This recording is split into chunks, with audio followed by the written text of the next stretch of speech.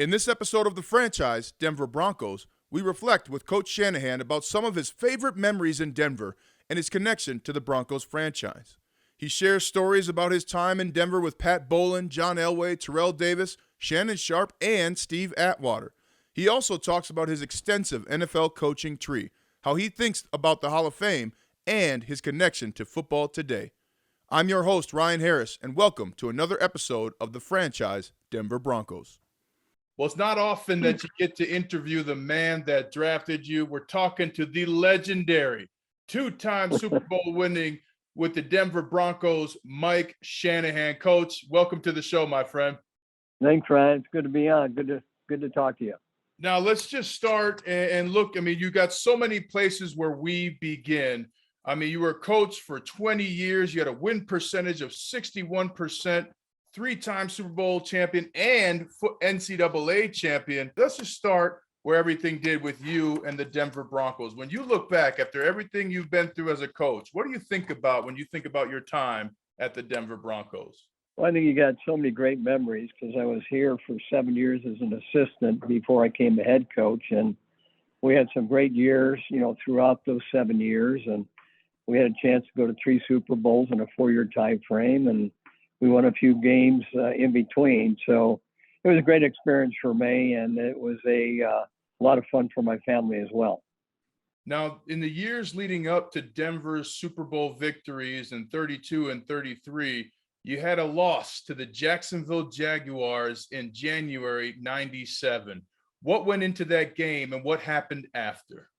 I'll be honest with you, anytime you kind of go through your history, you think about, to me, I definitely think about that loss, but I think when you take a look at the history, I think about the Super Bowls that we went to, and we actually kind of got embarrassed in 86, 87, and 89.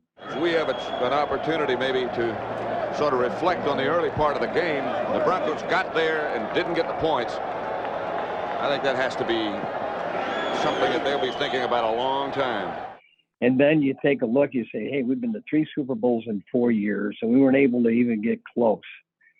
What was the factors that kind of went into not being able to compete in those Super Bowls? So that's the first thing I think, that if I look back, I would look back and say that I think one of the great experiences that I had was when I got a chance to go to San Francisco in 92, 93, 94.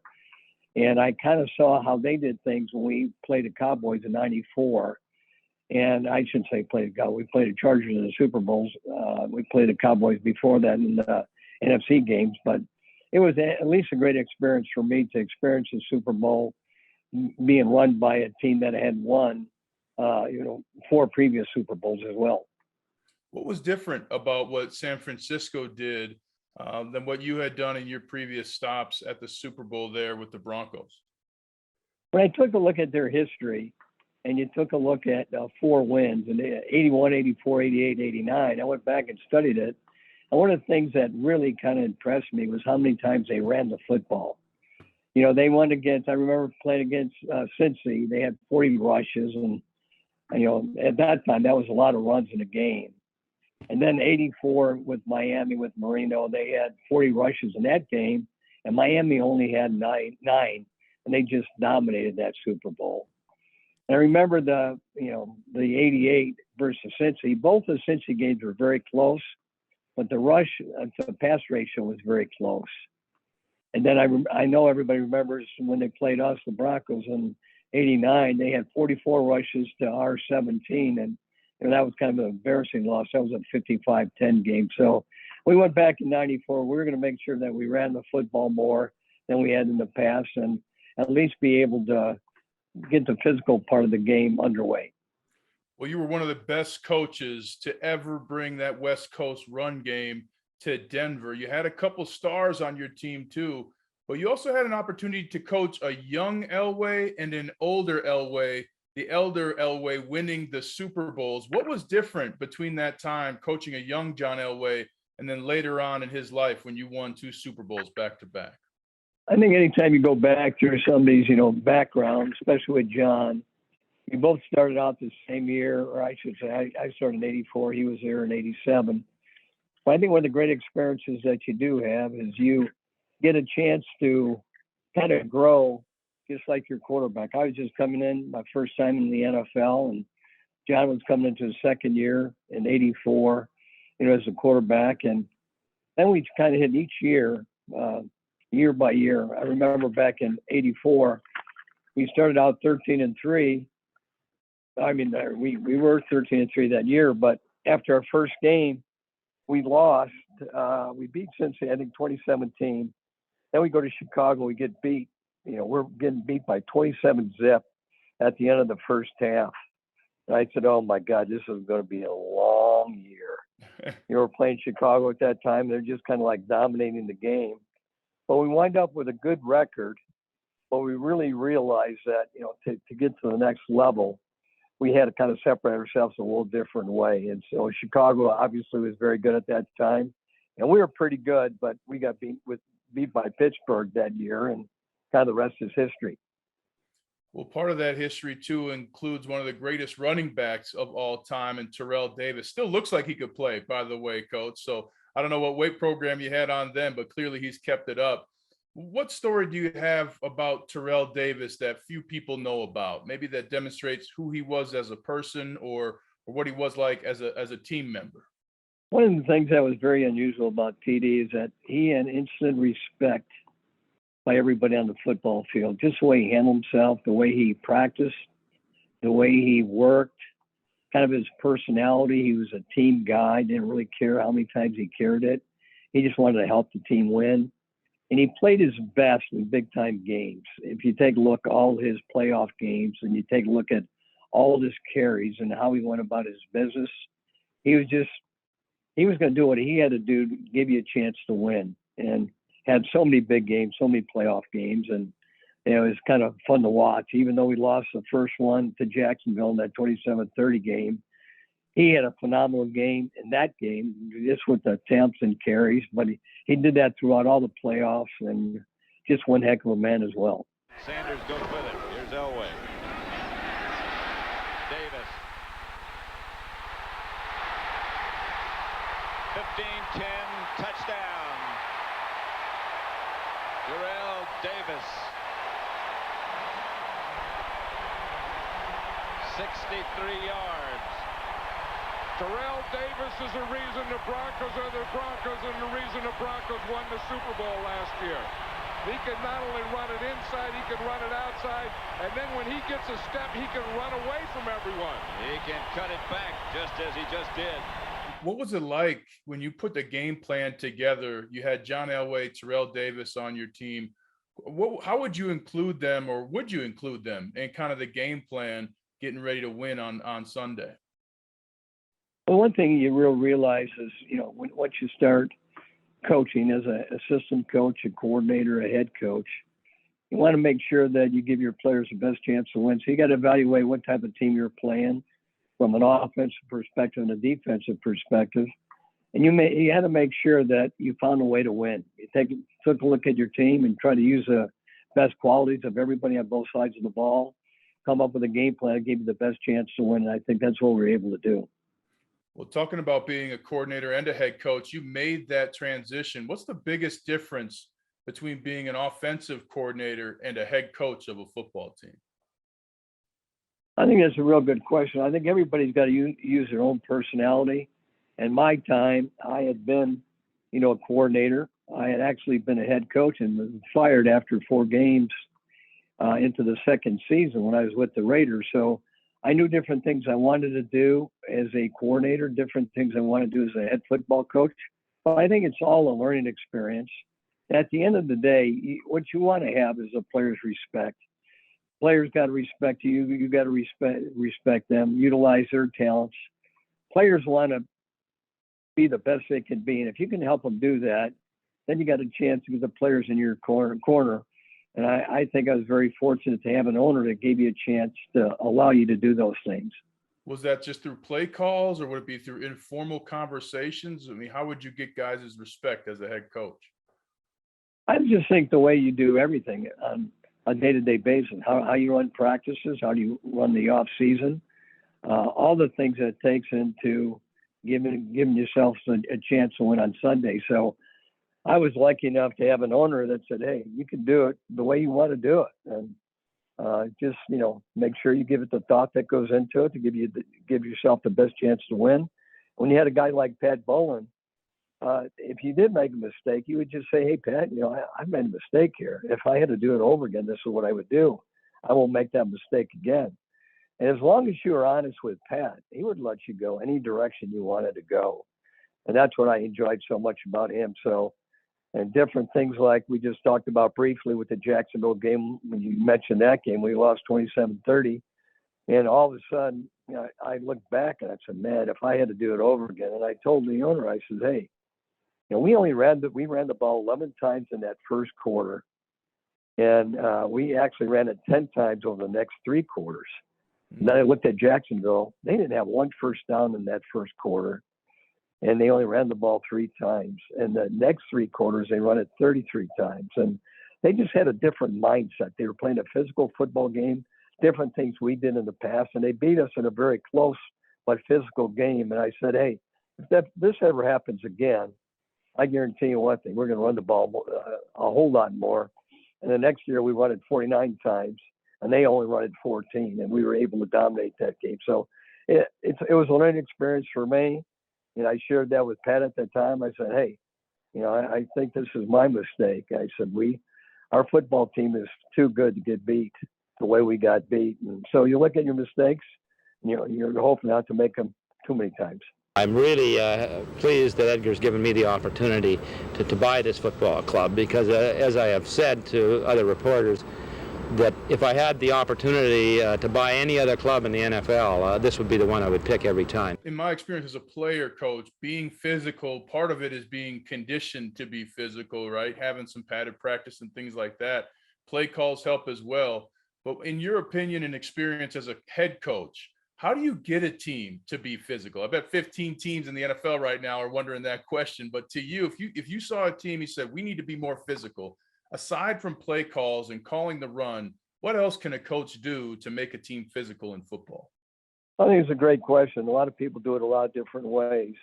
A lot of people are very physical. A lot of people, they're not very physical, but they practice at game type speed. So right.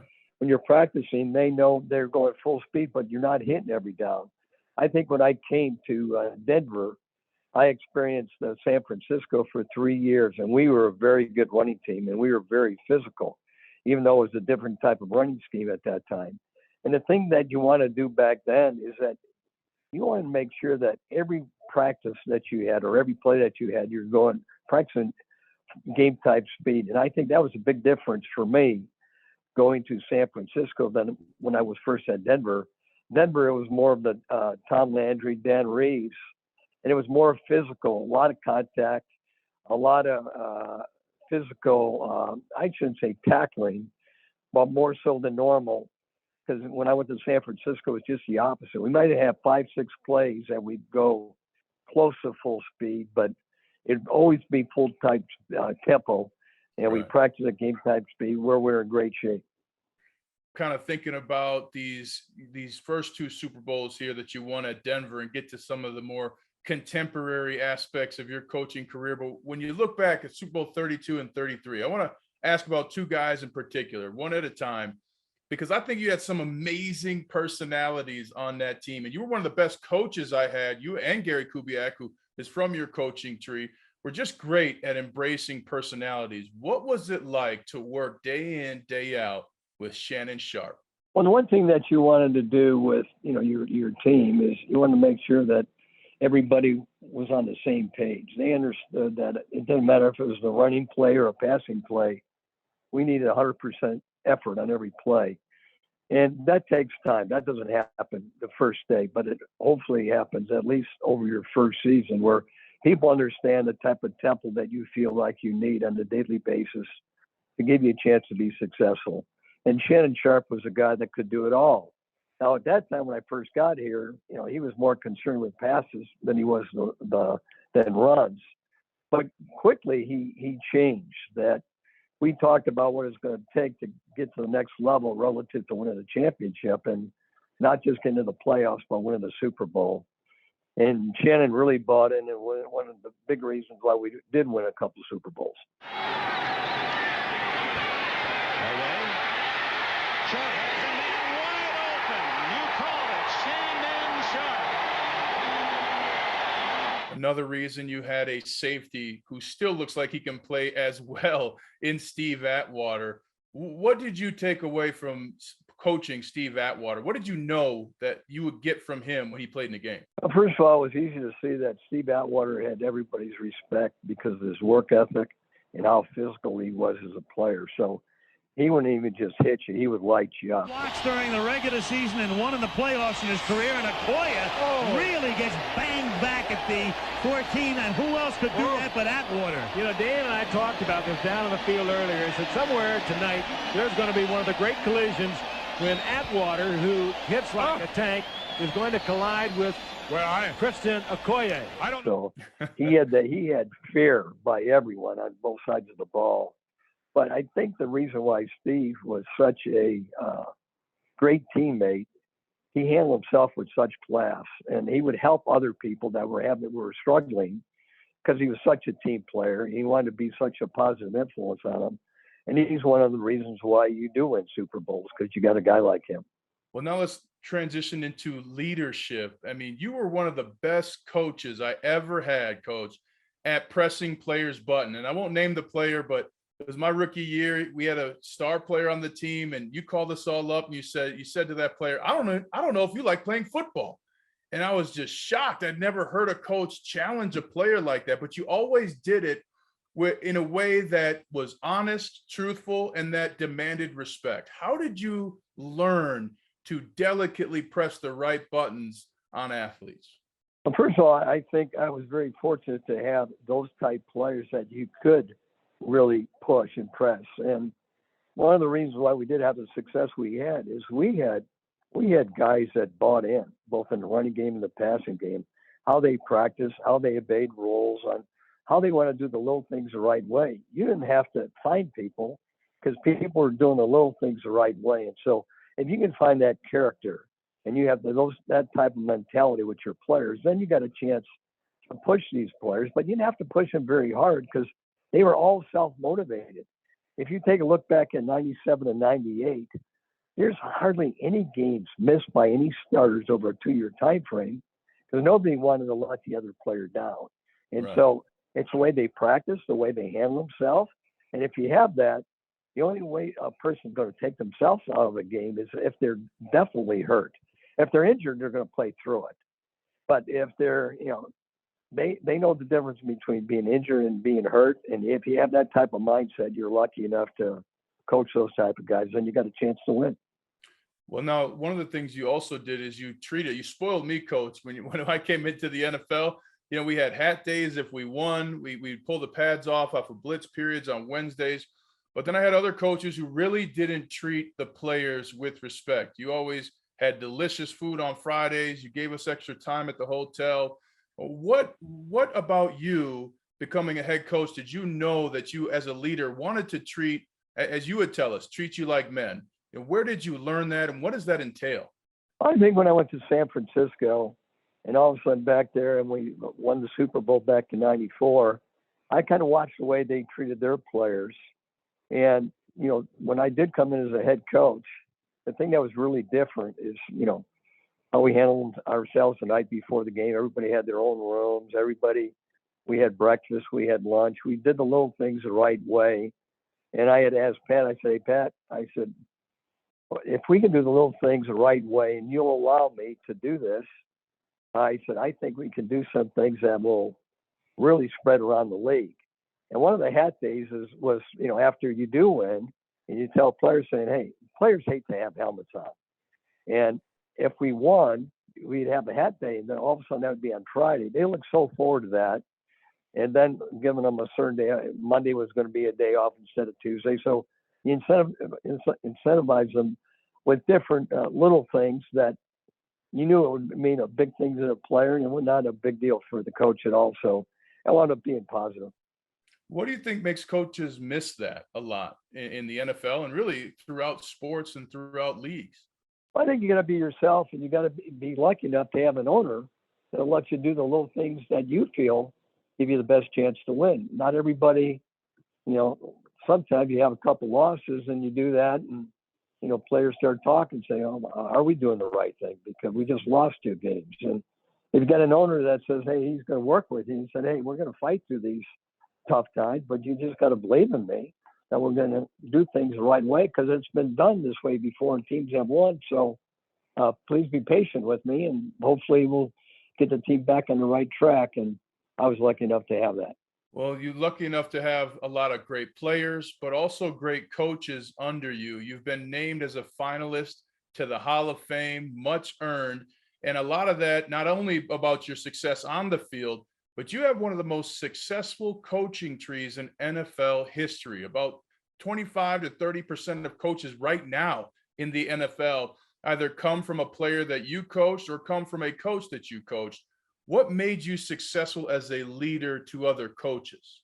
Well, first of all, there's only one way you become a great coach or a good coach, and you have to have great players. And that's what you have to be able to have. And you have to have a group of guys that work together that's very unselfish. So that starts off with players. And once you have that, you got to have that with coaches too, because you're going to lose coaches to coordinator jobs, head coaching jobs. And your coaches have to understand that if they at least follow the coaches in front of them and do the little things the right way, they won't be long. They'll be a coordinator or a head coach themselves, and they can see that it doesn't happen overnight, but it takes a lot of work. It takes a lot of detail. It takes a lot of time.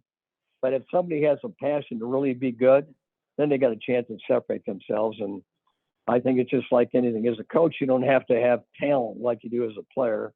But if you have a great work ethic and a great passion, you got a chance to get there.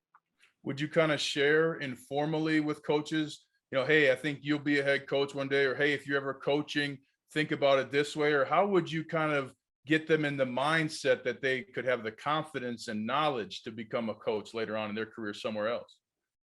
Well, I was lucky enough to learn to go to different clinics.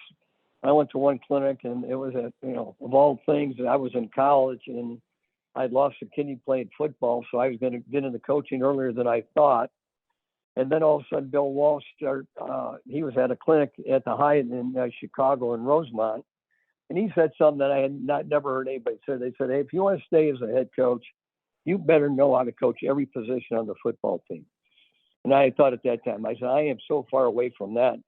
I might be able to coach the quarterbacks. That's about it. I'm not even sure if I got.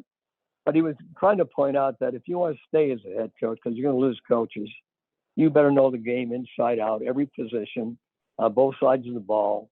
And you better know it to the point where you can coach it better than the coaches that you have on your staff. And I said, well, this is going to be a long process for me because I am so far away from that. So it was a great learning experience for me to have a guy like Bill Walsh give me that type of advice. And, I tried to learn every position and try to be able to at least coach it to the point where he said that if I lost a coach, I would at least know how to coach that position. I thought I was very lucky at that time to get that advice from a coach that had a lot of success. Wow, I never knew that. And it makes a ton of sense when you hear it. Just a couple of quick ones to wrap up with you, Coach. For many people out there who are going to be coaches one way or another, coaches of their kids' teams or just avid NFL fans, what are 2 keys to a great offense, in your opinion, in your experience? Well, I think keys to anything is that you better you better enjoy what you're doing. You better take pride in knowing the details of what you do. And when I take a look at, people that are successful, and, I take a look at assistant coaches or, guys that go from a graduate, it doesn't take long to find out people that really enjoy what they do. Where I actually felt for me that I never worked a day in my life because I enjoyed doing what I did.